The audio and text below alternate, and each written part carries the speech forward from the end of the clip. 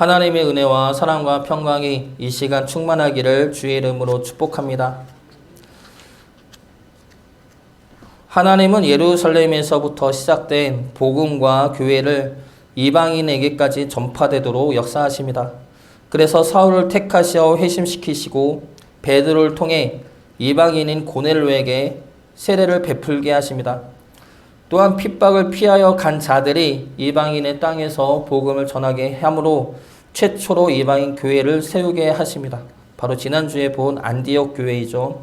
그 이방인 교회가 세워진 말씀이 11장의 말씀입니다.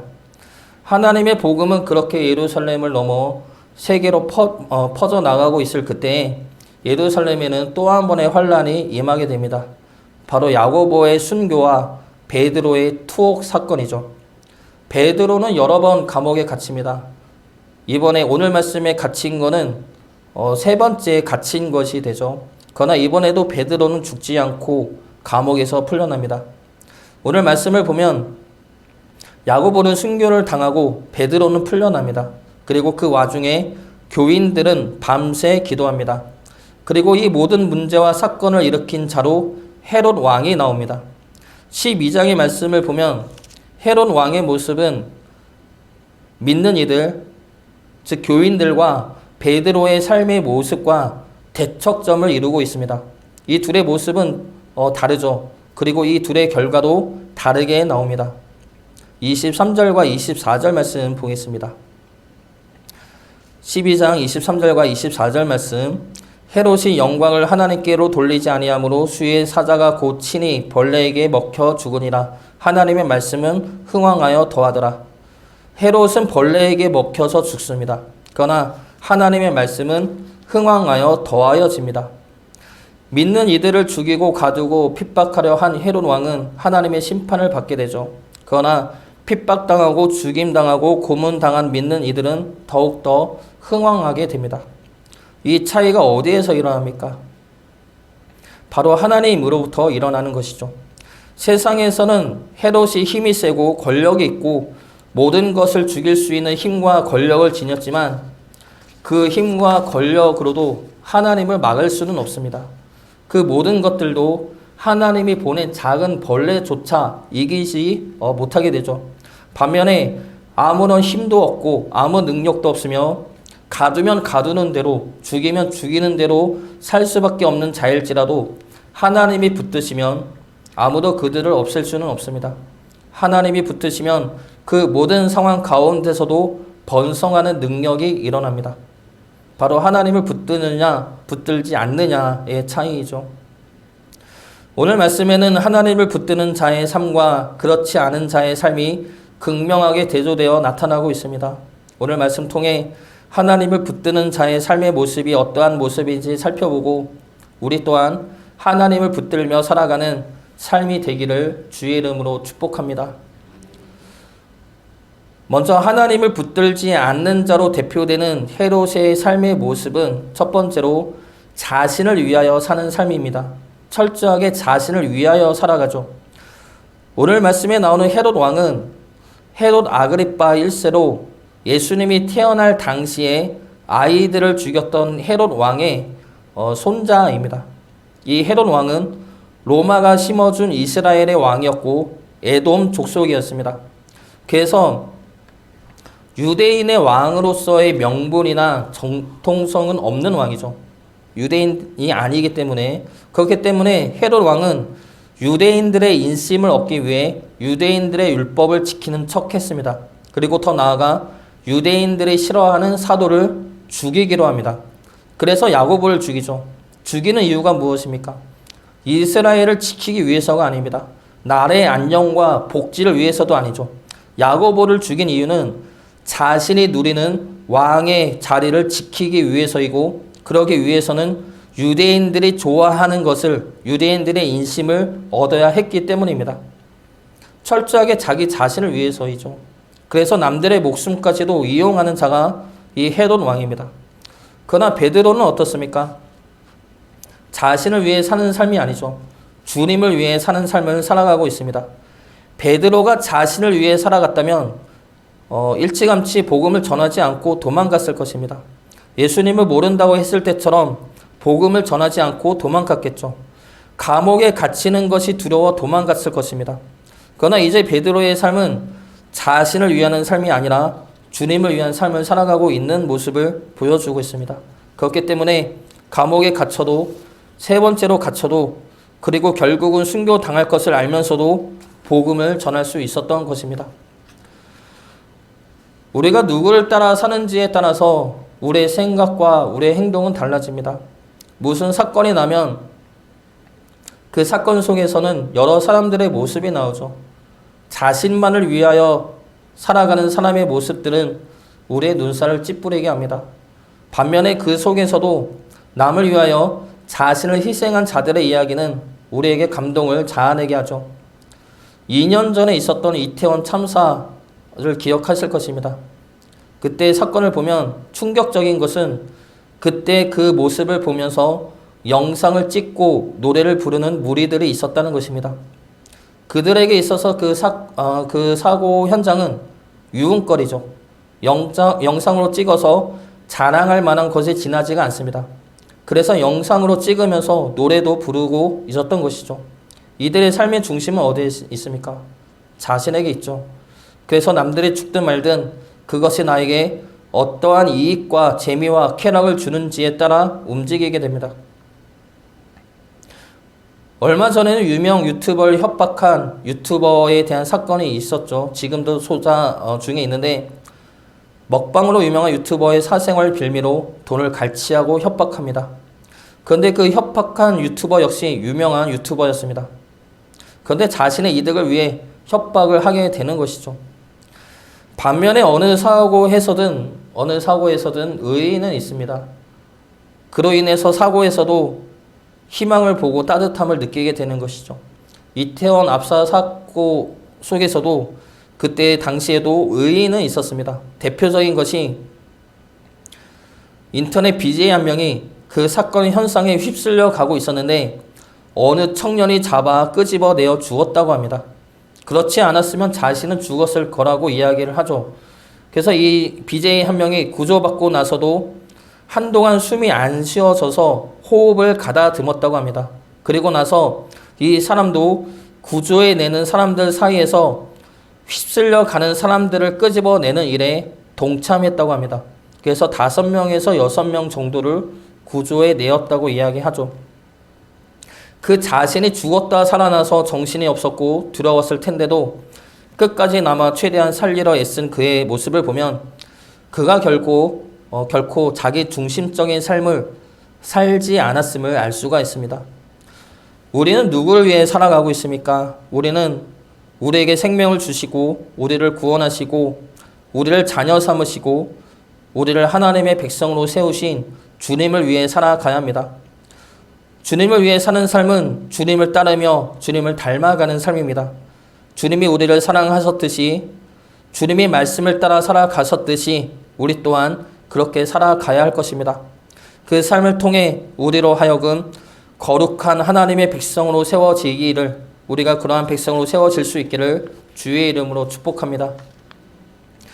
두 번째로, 하나님을 붙들지 않은 헤롯의 삶은 사람들에게 휘둘리는 삶입니다. 사람들의 눈치를 보며 사람들의 반응에 따라 살아가는 삶을 살아가고 있죠. 헤롯이 야고보를 죽인 것은 자신을 위해서이죠. 자신을 위해서 유대인들이 좋아할 만한 것을 한 것입니다. 그리고 사람들이 좋아하자 베드로마저 죽이려 합니다. 헤롯에게 있어서 자신의 옳고 그름은 자신의 자리를 지켜주느냐 아니냐입니다. 그래서 자신의 자리를 지켜줄 사람들의 반응을 살필 수밖에 없게 되죠. 사람들의 눈치를 보고 반응을 봅니다. 그래서 그들의 나를 어떻게 보는지 늘 살필 수밖에 없죠. 그러니 헤롯에게는 늘 염려와 불안이 그칠 수가 없습니다. 반면에 베드로는 어떻습니까? 오늘 말씀에 나온 베드로의 상황은 내일이면 죽을 상황이죠. 이미 야고보는 죽임을 당했고 자신은 철통 같은 경비 안에서 죽임을 기다리고 있는 상황입니다. 그런 상황에 처했는데 어떻게 하고 있습니까? 자고 있죠.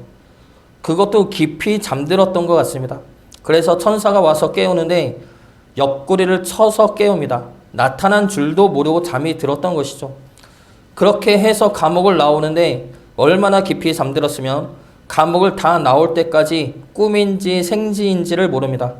다 나와서 천사가 사라지고 나서야 깨닫게 되죠. 9절 말씀 보겠습니다. 베드로가 나와서 따라갈새 천사가 하는 것이 생시인 줄 알지 못하고 환상을 보는가 하니라. 어떻게 이럴 수가 있습니까? 베드로가 감옥에서 잠을 잔 것을 보고 믿음이 충만해서 잔 것일 수도 있고 매를 맞아서 피곤해서 잠을 잔 것일 수도 있습니다. 그래도 분명한 것은 베드로가 하나님이 자신을 구해줄 것이라는 그 생각으로 잠을 잔 것은 아니라는 것이죠. 하나님이 구해줄 것이라 생각했다면 잠을 잘 수 없었을 것입니다.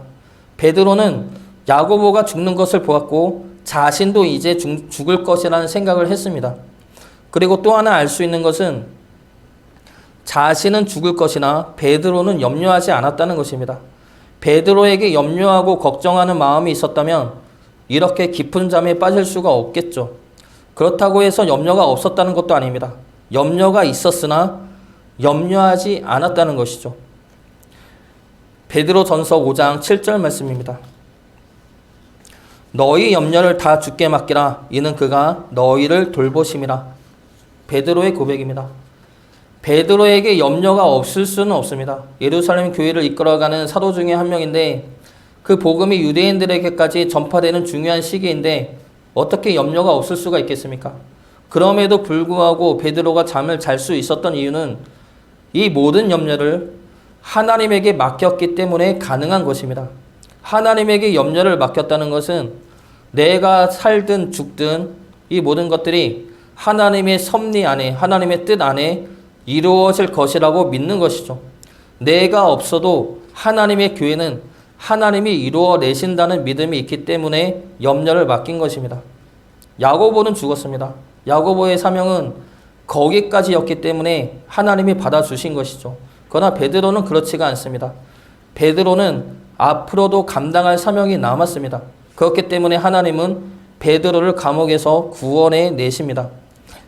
베드로는 이러한 하나님의 일하심을 알고 있었던 것이죠. 지난 2번의 감옥 생활을 통해서 깨달은 것은 나에게 사명이 남아있다면 하나님이 지키실 것이고 나의 사명이 여기까지라면 내 힘으로도 어찌할 수 없음을 알았던 것입니다. 그렇기 때문에 내가 하는 모든 염려를 하나님에게 맡길 수 있었다는 것이죠. 우리 어머니가 예전에 꾼 꿈이 있었는데 그때 한창 걱정과 근심이 많을 때였다고 합니다. 그때 꿈을 꾸었는데 우리 엄마가 여러 박스를, 종이 박스를 손에 들고 있었다고 합니다. 2손 가득히 짐을 들고 방을 나가려고 하는데 방 문이 닫혀 있더라는 것이죠. 그러면 문을 열고 나가야 하는데 손에는 짐들이, 박스들이 한가득 있으니까 열 수가 없는 겁니다. 그래서 나가야 되는데 그러면서 박스를 들고 한참을 서 있었다고 합니다. 그때 문이 열리면서 예수님이 나타나서 지그시 웃으시더라는 것이죠. 그 웃음을 보면서 내가 박스를 내려놓고 문을 열면 되는데 계속 들고 있었구나 라고 깨달았답니다. 그래서 박스를 내려놓았다는 것이죠. 그러자 예수님이 오셔서 우리 엄마의 손을 싸매 주셨다고 합니다. 박스를 들고 있어서 손에 상처를 입고 있었던 것이죠. 그리고 그 모습을 손에 붕대를 감는 그 모습을 보면서 잠에서 깨어났다고 합니다. 이 꿈은 분명하죠. 박스는 짐은 걱정과 근심과 염려였습니다. 그것들을 들고 있으니까 방에 갇혀서 나갈 수가 없었던 것이죠. 그것들을 들고 있으니까 자기 손에만 상처를 입고 있었던 것입니다. 염려와 근심으로 내 스스로 상처를 나에게 주고 있었던 것이죠. 그것들을 내려놓아야죠. 그것들을 내려놓으면 염려와 근심으로 인해 생긴 상처조차 주님이 치료해 주십니다. 염려를 주께 맡기시기 바랍니다. 하나님이 우리를 돌보시고 계십니다. 그 은혜를 누리시는 주의 자녀 되시기를 주의 이름으로 축복합니다.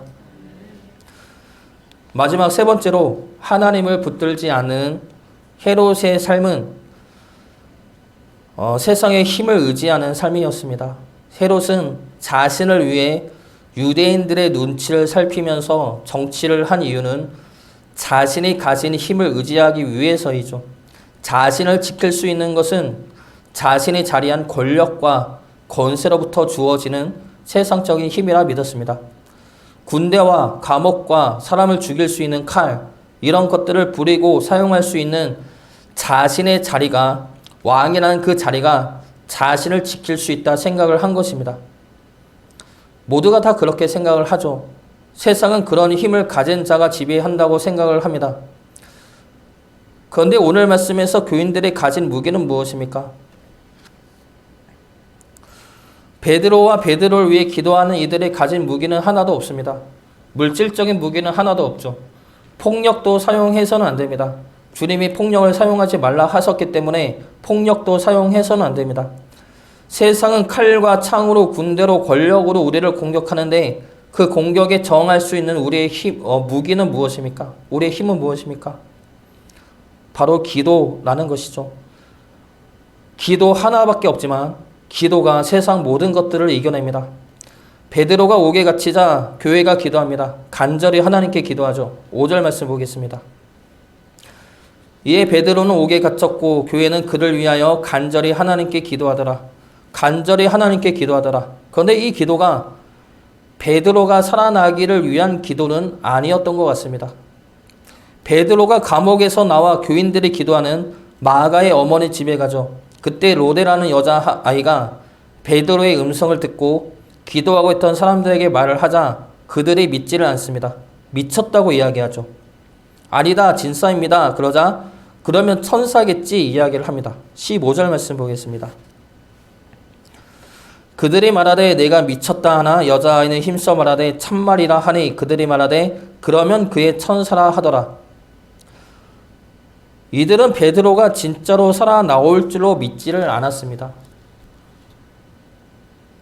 그러면 기도하면서도 믿지를 않았던 것입니까? 이들은 베드로를 위해 뭐라고 기도를 한 겁니까? 이들이 뭐라고 기도했는지를 알 수 있는 말씀이 사도행전 4장에 나옵니다.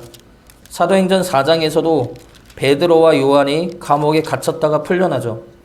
풀려난 사도들은 교인들과 기도하는데 그 기도의 말씀이 4장에 나옵니다. 4장 29절 말씀, 4장 29절 말씀 보겠습니다. 주여 이제도 그들의 위협함을 굽어 보시옵고 또 종들로 하여금 담대히 하나님의 말씀을 전하게 하여 주시오며. 이들의 기도가 어떠한 내용입니까? 그들의 위협함을 없애달라는 기도가 아닙니다. 그들의 위협함으로부터 우리들을 지켜달라는 기도도 아니죠. 이들의 기도는 그들의 위협 속에서도 하나님의 말씀을 전할 수 있는 담대함을 달라는 기도였습니다. 그러면 베드로가 옥에 갇혔을 때 교인들이 뭐라고 기도했는지를 우리가 알 수가 있죠. 이들은 베드로가 살아나기를 기도했다기보다는 베드로가 그 속에서도 하나님의 말씀을 담대히 전할 수 있기를 기도한 겁니다. 죽음 앞에서도 주님을 부인하지 않고 믿음을 지키고 죽기를 기도했습니다. 그리고 이 기도를 통해 하나님은 역사하시죠. 우리가 정말 구하여야 할 기도는 우리의 뜻과 우리의 욕심을 위한 기도가 아닙니다. 하나님의 은혜와 축복을 구하고 바라는 기도도 아니죠. 우리에게 정말 필요한 기도는 우리가 하나님의 자녀로서, 우리가 하나님의 증인으로서 맡은 사명을 감당해 내기를 구하는 기도입니다. 우리에게 허락하신 주의 길을 담대히 갈 수 있기를 구하는 기도이죠. 하나님 이것 해주시고 이것 주시고 이것 이루어 주세요 라는 기도가 아니라 내가 하나님의 말씀을 지키고 내가 하나님의 뜻을 알고 내가 하나님의 일을 감당할 수 있기를, 내가 그 길을 걸어갈 수 있기를, 세상의 유혹 속에서도 주의 자녀됨을 지켜낼 수 있기를, 그러한 마음을 품을 수 있기를 기도하여야 한다는 겁니다. 그러면 그 기도를 들으시는 하나님이 우리가 그 기도대로 행할 수 있도록 우리 삶의 모든 형편을 살피시고 책임져 주신다는 겁니다. 하나님은 베드로를 위한 이들의 기도에 대해서 응답하십니다. 하나님의 뜻과 계획에 따라 베드로가 사명을 다할 때까지 지키시고 일하신다는 사실을 알게 하십니다. 하나님이 직접 일하시면 그 어느 누구도 막을 수 없음을 알게 하시고, 그리고 하나님이 교회와 함께하고 계심을 알게 하십니다. 그러므로 우리는 담대함을 가지고 세상에 나갈 수가 있는 것입니다. 우리는 세상에 대항할 수 있는 힘이 기도밖에 없습니다. 기도를 통해 세상에 나가 담대함을 얻는 것이죠. 기도를 통해서 세상에 굴하지 않고 하나님의 자녀됨을 지키며 하나님의 뜻에 순종하며 하나님의 말씀을 지킬 수 있는 힘을 얻는 것입니다. 헤롯은 자신을 위한 삶을 살았고 사람들의 눈치를 보며 염려와 근심 속에서 살았고 세상의 힘을 의지하는 삶을 살았습니다. 그러나 믿는 이들은 주님을 위한 삶을 살아가야 합니다. 또한 염려를 주께 맡기는 삶을 살아야 하며 기도를 통해 담대하게 세상에 나가 주의 자녀로 승리하는 삶을 살아야 합니다. 이러한 삶을 통해 주님께 영광 돌리는 복된 삶이 되기를 주의 이름으로 축복합니다.